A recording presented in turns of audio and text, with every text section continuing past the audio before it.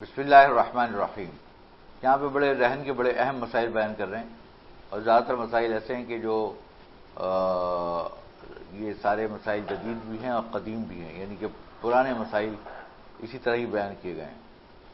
پہلی بات تو یہ بتلائی، یہ اصول بتلایا کہ الرہن باق علی ملک الراہن، قبض المرہون و ملکیتہ، مرہون کی قبضہ اور اس کی ملکیت کے بارے میں بتا رہے ہیں۔ کہہ رہے ہیں کہ الرہن باق علی ملک الراہن، کہ رہن جو ہے وہ ہمیشہ راہن کی ملکیت میں رہتا ہے، یہ نہیں کہ رہن رکھوایا تو مرتہن اس کا مالک بن گیا۔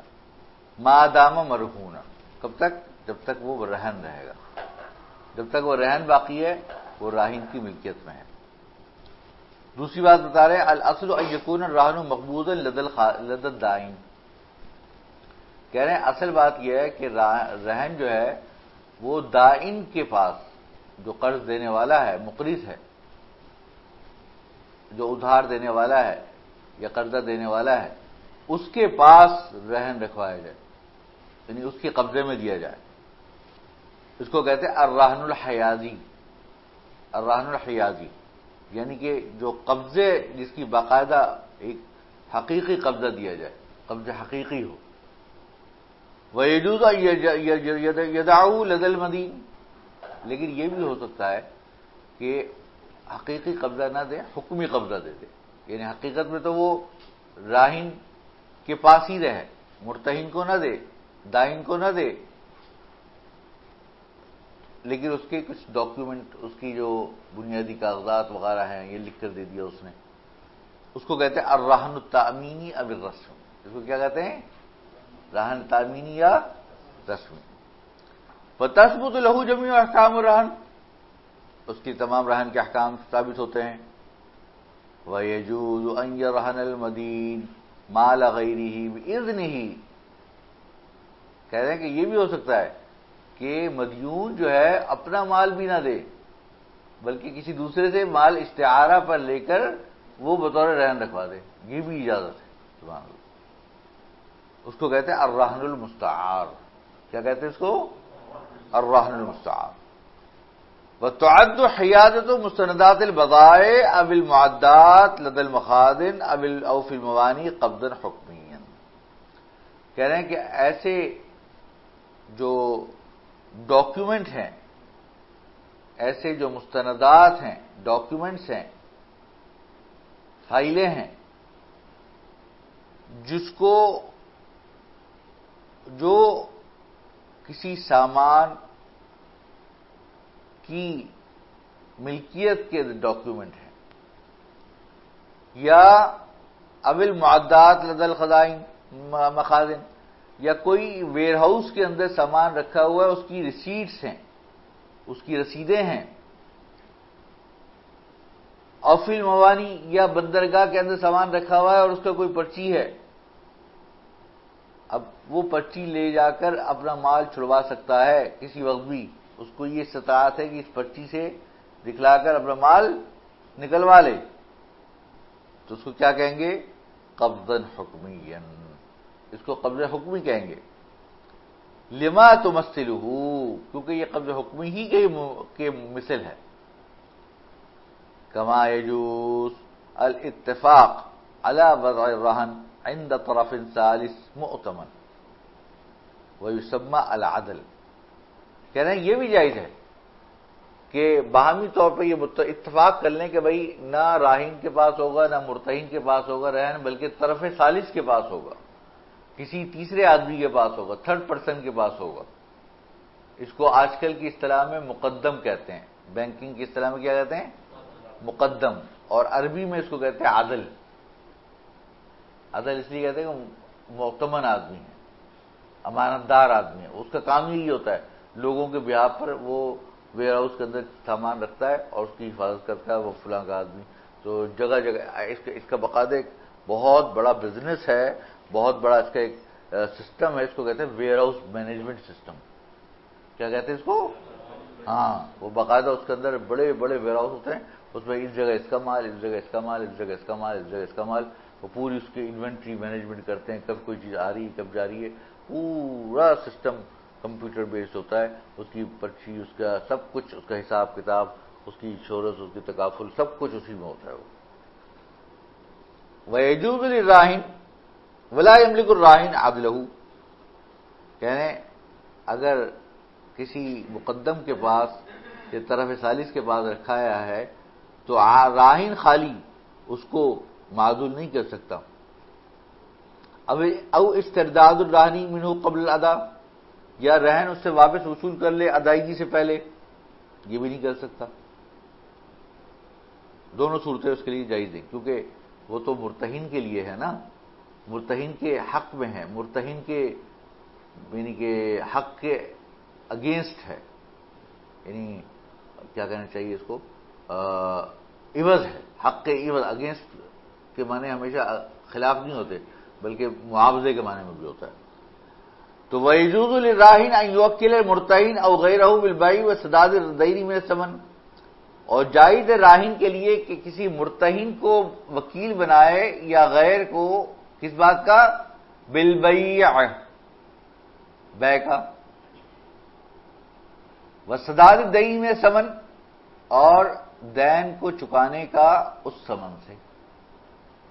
یعنی مقصد یہ ہے کہ اب مثال کے طور پر جو مدیون ہے اس نے رہن رکھوایا ہے مرتہن کے پاس، دائن کے پاس. اب وہ جو مدیون ہے اس کے پاس پیسے ادا کرنے کے لیے، وہ قرضہ ادا کرنے کے لیے پیسہ نہیں ہے. اب وہ کہتا ہے کہ بھائی ایسا ہے کہ میں جو ہے نا وہ آپ ہی کو اپنا وکیل بنا دیتا ہوں، یا کسی تیسرے آدمی عادل کو وکیل بنا دیتا ہوں کہ میرا رہن لے جا کے بیچ دے، اور بیچ کر جو پیسہ آئے وہ مرتہن کو یا دائن کو ادا کر دیا جائے، تاکہ اس کو دین کا جو اس کا دین ہے وہ چکا دیا جائے، دین اس کا چکا دیا جائے اور دین ادا کر دیا جائے. تو کہہ رہی یہ بھی چاہیے، بالکل صحیح بات ہے. اب آگے کہہ رہے جمیع المصروفات الفعلیہ المتعلقہ بالرہونات العینیہ ما عدا مصروفات حفظ المرہون تکون علی الراہن. کہہ رہے ہیں کہ کوئی حقیقی ایکسپنسز ہیں، کوئی ایسی چیز ہے، لیونگ چیز ہے، جانور ہے، رہن میں رکھوا دیا آپ نے، اب اس کا جو دوا دارو ہے، اس کا کھانا پینا ہے، وہ کون کرے گا؟ گھوڑا رہن میں رکھوا دیا، گھوڑا کتنا کھاتا ہے، وہ بیچارہ مرتہن تو جو ہے وہ کھلا کے اس کا قرضہ دگنا ہو جائے گا، ہے نا. تو کیا کہتے ہیں وہ کہہ رہے ہیں ایسی چیزیں جو ہیں اس کی جو سارا خرچہ ہے وہ کون ادا کرے گا؟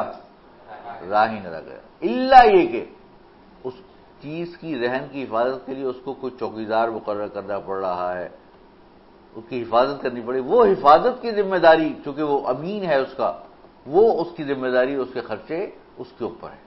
کس کے اوپر ہیں؟ مرتہن کے اوپر ہیں. ماشاءاللہ. تو کہہ رہے ہیں کہ جمیع المصروفات الفعلیہ المتعلقہ بالرہونات العینیہ ما عدا المصروفات حفظ المرہون تکون علی الراہن. تمام اخراجات، حقیقی اخراجات جو رہن کے عین سے متعلق ہوں، سوائے ان اخراجات کے جو اس مرہون کی حفاظت کے لیے ہوں، راہن کے اوپر ہوں گے. وَإِذَا قَامَ الْمُرْتَهِنُ بِدَفْعِهَا بِإِذْنِ الرَّاهِنِ، کہہ رہے ہیں کہ البتہ اگر مرتہن نے از خود وہ پیسے ادا کر دیے راہن کی اجازت سے، اس نے کہا چلو میں دے دیتا ہوں، لیکن راہن سے پوچھ لیا کہ دیکھو میں تمہاری طرف سے میں دے رہا ہوں، میں ابھی فَلَهُ حَقُّ الرُّجُوعِ عَلَيْهِ، تو اس کو اس بات کا حق حاصل ہے کہ اس سے راہن سے وصول کر لے. اب الانتفاع بالمرہون بقدر المصروفات، یہ اصول یاد رکھیے کہ جو کیا کہنا چاہیے مرتہن ہے نا وہ رہن سے انتفاع نہیں کر سکتا. اس اصل یہ ہے کہ آپ یا کوئی مرتہن جو ہے وہ اس رہن سے انتفاع نہیں کر سکتا، وہ جائز نہیں ہے، وہ ناجائز ہے. الانتفاع بالمرہون صحیح نہیں ہے. لیکن اگر اس کے مثال کے طور پر کوئی ایسی چیز ہے، دودھ دیتی ہے، گائے ہے، اب اس کے لیے اس کو حفاظت کرنے کے لیے چوکیدار رکھنے پڑ رہے ہیں. اب وہ دودھ کچھ حصہ جو ہے وہ بیچتا ہے تو وہ باقی تو دے دیتا ہے راہن کو، لیکن جو اس کی چوکیداری کی مد میں جو پیسہ بچتا ہے وہ اپنے لیے رکھ لیتا ہے، تاکہ کیا کہتا ہے یہ میں اپنے چوکیدار کو دے دیا کروں، بجائے اس کے راہن سے کہوں یار مجھے پیسے واپس لا کے دو، تو وہ اس میں سے اس بدلے سے کاٹ لیتا ہے. یہ جائز. بات سمجھ آ گئی آپ کے؟ التنفیذ علی المرہون. اب کہہ رہے مرہون کے اوپر، مرہونہ چیز کے اوپر تنفیذ سے مراد یہ کہ آخر میں کس طریقے سے اس کو رہن کو چکایا جائے گا اور رہن کے معاملہ ادا کیا جائے گا. مقتضى الرهن ان يحق للدائن عند وفاء المدين بالدين في معاوضه طلب بيع المرهون لاستيفاء مقدار الدين من ثمنه. کہ دیکھیے رہن کا مقتضا کیا ہے، کیوں رہن بنایا گیا ہے، یہ کس چیز کا تقاضا ہے. مقتضا یہ ہے رہن کا کہ دائن کو یہ حق حاصل ہے کہ جب مدین یعنی مدیون دین ادا نہ کرے اپنے وقت پر تو اس سے یہ بات مطالبہ کیا جائے کہ تم مرہون کو بیچ دو تاکہ اس کے ذریعے سے، اس کے ثمن کے ذریعے سے دین کی مقدار کو وصول کیا جا سکے. بات سمجھ آ گئی؟ یعنی مقصد کیا ہے کہ تاکہ یہ رہن اس لیے رکھوایا کہ اگر بالفرض اس نے دین ادا نہیں کیا تو اس سے کہا جائے کہ بھائی یہ بیچو اور بیچ کر اس کے پیسے لا کے دو اور اس سے میں اپنا جو دین ہے وہ دین کا استعفا کر لوں گا. ورد الزائد الی المدین. اگر رہن کی ویلیو زیادہ ہے کس سے؟ دین کے مقابلے میں، تو اس صورت کے اندر جو زائد رقم ہوگی وہ کس کو لوٹا دے گا؟ راہن کو، مدیون کو. وَإِذَا نَقَصَ الثَّمَنُ عَنِ الدَّيْنِ فَلِلْبَاقِ مِنْ حُكْمِ الدَّيْنِ الْعَادِي. لیکن اگر کم ہے، قیمت کم ہے اور دین زیادہ ہے، فَلِلْبَاقِ مِنْهُ، تو باقی جو ہوگا اس کا وہی حکم ہوگا جو دین عادی کا ہے، کہ اس میں دوسرے بھی غرما کو دیکھا جائے گا کہ آیا یہ برابر ہیں یا کسی کو پرائرٹی ہے کسی کو نہیں ہے، سب اسی حساب سے یہ معاملہ چلے گا. وَإِذَا أَفْلَسَ الْمَدِينُ فَإِنَّ الدَّائِنَ الْمُرْتَهِنَ أَوْلَوِيَّةٌ عَلَى بَقِيَّةِ الدَّائِنَيْنِ لِاسْتِفَاءٍ مِنَ الرَّهْنِ. کہہ رہے ہیں کہ اگر مدیون مفلس ہو جائے، بینکرپٹ ہو جائے، کیا ہو جائے؟ بینکرپٹ کہتے ہیں یعنی مفلس ہو گیا، پیسہ ختم ہو گیا اس کو، بیچارہ کاروبار ٹھپ ہو گیا بالکل اس کا، اب اس کے بعد نہ دینے کو نہ لینے کو، اللہ کا بچہ ہے. فَإِنَّ لِلدَّائِنِ الْمُرْتَهِنِ. تو دائن والا جو ہے مرتہن، تو دائن جو جس نے کہ قرضہ دیا ہے اور وہ ساتھ ساتھ مرتہن بھی ہے، تو اس کو کیا حاصل ہوگی؟ اولویت حاصل ہوگی، پرائرٹی حاصل ہوگی، ترجیح حاصل ہوگی علی بقیت الدائنین، جو بقیہ غرما ہیں، بقیہ جتنے بھی غرما ہیں ان کے مقابلے میں اس کو کیا حاصل ہوگی؟ پرائرٹی. پرائرٹی کا مطلب کیا ہے؟ ترجیح. ترجیح کا مطلب کیا ہے؟ یار یہ تو سمجھ آ رہا ہے. تو مطلب اولویت کس لحاظ سے؟ ہاں، یعنی کہ اگر اور غرما ہیں جو کہ مرتہن نہیں ہیں تو اس صورت کے اندر اگر کبھی کوئی ایک ساتھ کھڑے ہو گئے قاضی صاحب کے بعد کہ حضرت ہمارا بھی قرضہ ہے، وہ کہتا ہے ہمارا بھی قرضہ ہے، ہمارا بھی قرضہ ہے. قاضی پوچھے گا کہ مرتہن کون سا ہے ان میں سے پہلے؟ کہ میں مرتہن ہوں. کہ قاضی صاحب کہیں پہلے اس کو دو. بات سمجھ آ گئی؟ تو اس کو کیا ملے گی؟ ایک پریفرنس ملے گی، اس کو ایک پرائرٹی ملے گی، اس کو ایک ترجیحیت حاصل ہوگی، اولویت ملے گی. وَيَكُونُ أُسْوَةَ الْغُرَمَاءِ فِي بَقِيَّةِ دَيْنِهِ إِذَا لَمْ يَكْفِ الرَّهْنُ. ہاں البتہ اگر ایک رہن کی حد تک تو اتنا دین ہے، باقی دین بڑا ہے، تو بقیہ جو دین ہوگا اس میں اسوۃ الغرماء ہو جائے گا. کیا ہو جائے گا؟ کیا مطلب اس کا؟ کہ سارے غرماء برابر سرابر ہو جائیں گے. اس کو انگریزی میں کیا کہتے ہیں؟ پاری پاسو. کیا کہتے ہیں؟ پاری پاسو. پاری پاسو کا مطلب کیا ہے؟ کہ سارے ایکول ہو گئے، پاری پاسو. ٹھیک ہے نا؟ میں اس دن بھی آپ کو یہ بتایا تھا، دوسرے کو بتایا تھا، یہ بتایا تھا. لا يحق للدائن المرتهن ان یتملک المرہون مقابل دینہ الا اذا وافق المدین علی بیعہ ایاہ والمقاصۃ بین ثمنہ ومقدار الدین. کہہ رہے ہیں دائن کو یہ حق حاصل نہیں ہے، ایسے دائن جو مرتہن بھی ہو، کہ ان یتملک المرہون مقابل دینہ، کہ اس مرہون کا خود بخود مالک بن جائے اس دین کے مقابلے میں، الا سوائے اس صورت میں اذا وافق المدین علی بیعہ ایاہ، الا یہ کہ مدیون راضی ہو اسے بیچنے پر، والمقاصۃ بین ثمنہ ومقدار الدین، اور اس بات پر کہ جو اس کی ثمن ہے اور جو دین کی مقدار ہے اس دونوں کے درمیان کیا کر لیا جائے گا؟ مقاصہ کر لیا جائے گا، سیٹلمنٹ کر لی جائے گی، اس کو آپس میں ایک دوسرے سے ایڈجسٹ کر لیا جائے گا. بات سمجھ آ گئی آپ کے؟ سیٹلمنٹ کر لی جائے گی. تو یہ ہے بات سمجھ آ رہی ہے آپ کے؟ آگے کہہ رہے لا حق للبائع فی اشتراط عدم انتقال ملکیت المبیع بعد البیع ضمان للثمن. کہہ رہے بائع کا کوئی حق نہیں ہے فی شرط اشتراطی، کس صورت میں؟ شرط لگانے میں، عدم انتقالی ملکیت المبیع، کہ مبیع کی ملکیت منتقل نہیں ہوگی، بعد البیع، بیع کے بعد، ضمان للثمن، ثمن کے ضمان کے لیے. اس کو کہتے ہیں حبس المبیع لاستیفاء الثمن. یہ صحیح نہیں ہے، یہ صحیح نہیں ہے. یہ کہہ رہے ہیں کوئی حق نہیں ہے بائع کا کہ وہ کہے گا جب تک میں جو ہے نا مجھے پیسے نہیں دو گے میں منتقل نہیں کروں گا. ملکیت تو صرف بیع کرنے سے ہی منتقل ہو جاتی ہے. لأن المقصود الشرعی لعقد البیع ہوا انتقال الملکیہ، کیونکہ بیع کرنے کا مقصد یہ ہے کہ ملکیت منتقل ہو جائے. ويجوز للبائع ان يشترط على المشتري رهن المبيع عنده لضمان حقه في استيفاء حق الاقساط المعجلہ. ہاں یہ کر سکتا ہے کہ بیع تو ہو گئی، ملکیت منتقل ہو گئی، لیکن کہہ رہا ہے کہ بھائی جب تک پیسہ نہیں دو گے نا تو تمہارا یہ مال میرے پاس بطور گروی رکھا ہوا ہے، بطور گروی رکھا ہوا ہے، بطور رہن رکھا ہوا ہے. تو یہ جائز ہے بائع کے لیے کہ یہ شرط لگائے مشتری کے اوپر کہ مبیع کو رہن رکھ لے اپنے پاس، تاکہ اس اقساط معجلہ کی ادائیگی میں اس کا ضمان پیدا ہو جائے، اس کو بچا لے، اس کے رسک کو کور کر لے. کما یجوز له حبس المبیع لاستیفاء ثمن البیع الحال. ہاں البتہ یہ جائز ہے کہ مبیع کو حبس کرنا لاستیفاء ثمن البیع الحال، حال لیے ثمن معجل نہیں، ثمن حال کے لیے، ثمن البیع الحال کے لیے آپ مبیع کو روک سکتے ہیں. للدائن ان یشترط علی المدین تفویضہ ببیع الرہن عند حلول اجل الدین للاستیفاء من ثمنہ دون رجوع القاضی.